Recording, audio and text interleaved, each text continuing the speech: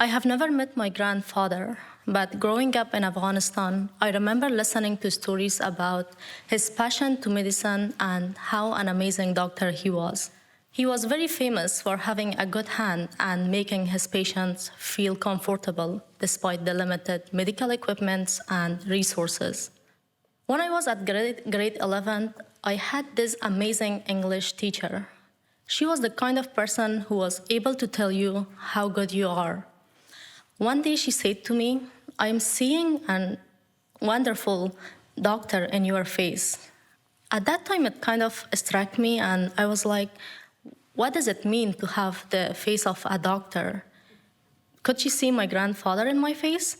But in another way, it really encouraged me. And from then on, I decided to become a doctor. I was born in 2001, the same year that Taliban left the government in Afghanistan. With them being out of power, this means that I grew up in an era where girls were able to get an education. Although the security situation of Afghanistan was never completely stable, there were often events of suicide bombers and attacks, and there were never enough surgeons to care for patients and the injured ones. And there were never enough women doctors. I remember telling my mom, I want to help. 2 years later, on 2020, I'm a first-year medical student at Kabul University of Medical Sciences. I'm one of the 70 women among 150 classmates in my class. This is an amazing time for me and for my family, and we are seeing a good future for myself. I love the studying, going to cafes, and attending labs, until the Taliban attacked our university on November of 2020. I was at school that day, and I heard the explosion and the screaming of the students. Our teacher told us to run. Because our campus was surrounded with the large walls, we had to climb the ladders over the razor wire to jump to safety. It was the scariest moment of my life. This event frightened my family, and they asked me that I have to apply for a scholarship to go outside the country and continue my medical studies, since the Taliban are being known for preventing girls from going to school and forcing them into marriages. I told my family I would apply just to make them feel happy.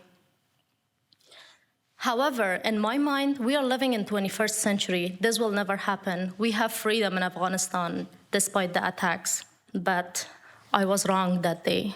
On August 15, 2021, we learned that the Taliban took over the government. My father, who worked with the United Nations for almost 20 years, which put him at risk. Earlier that evening, a cousin who lived near the airport has told us about the evacuation flights. My dad and my brother went to investigate. When it seemed possible, my dad sent my brother home to get us. Honestly, leaving Afghanistan seemed so impossible.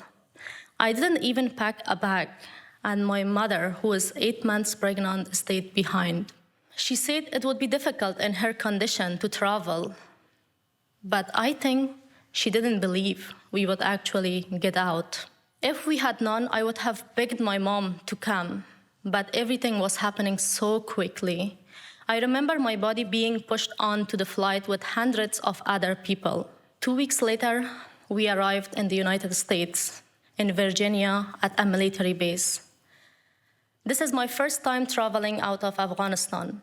At registration, they put a bracelet with our names around our wrists, and at this point, the officers told us that we cannot stay together since man and woman are being segregated.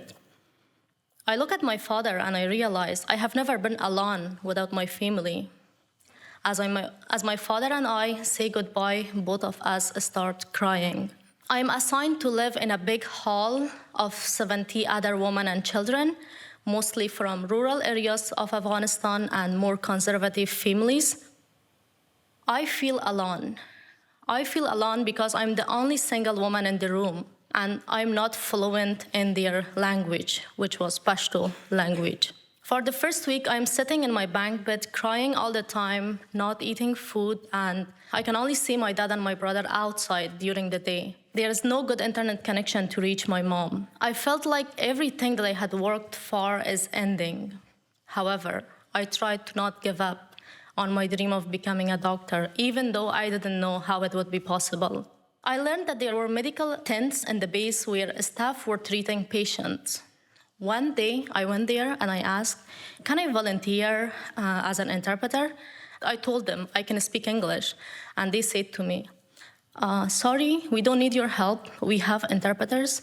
And I kept going back because that was the only thing in my power that I could do at that time. I wanted to learn about the United States medical system.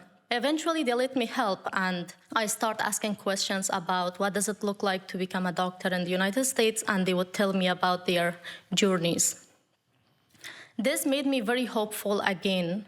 Working at the tents also helped me to get up from my bed and to not be overwhelmed all the time by the anxiety and stress of what I left behind. 4 months later, we moved to Massachusetts. And this is the time when everything starts to get real. As we start to build a new life from scratch, whereas we were provided shelter in the base, and everything is very expensive. I also started to worry about my dream of becoming a doctor.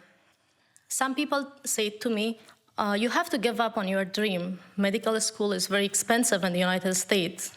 But my father tells me to not give up on your dream.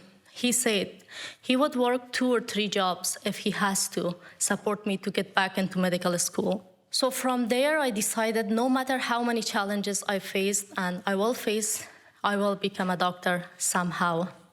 I want to make my father proud, and my mother, who said to me, you must go to the airport.